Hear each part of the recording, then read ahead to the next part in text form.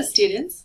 This video is designed to show you how to use the Mountie Academic Plan or MAP Worksheets. For this example, we are going to use a student profile with the goal of a certificate and a major in air conditioning and refrigeration. One thing you'll want to make sure when you're looking at your worksheet is that the major and program goal are correct.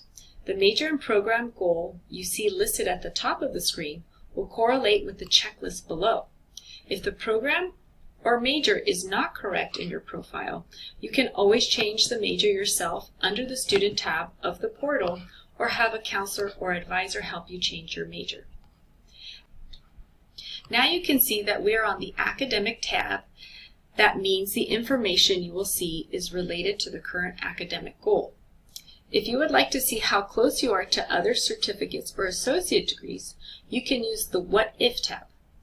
For now, we're going to continue looking at the current academic goal, which is a certificate in air conditioning and refrigeration.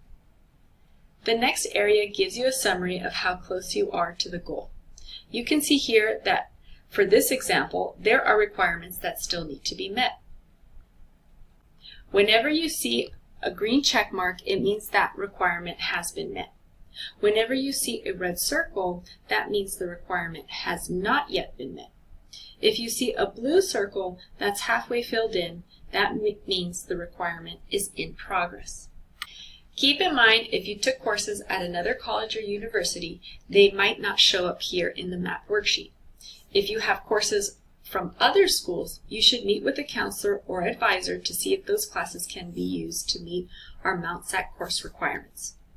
In this example, the student needs to take the following classes: AIRC 11, 20, 25, 31, and 34.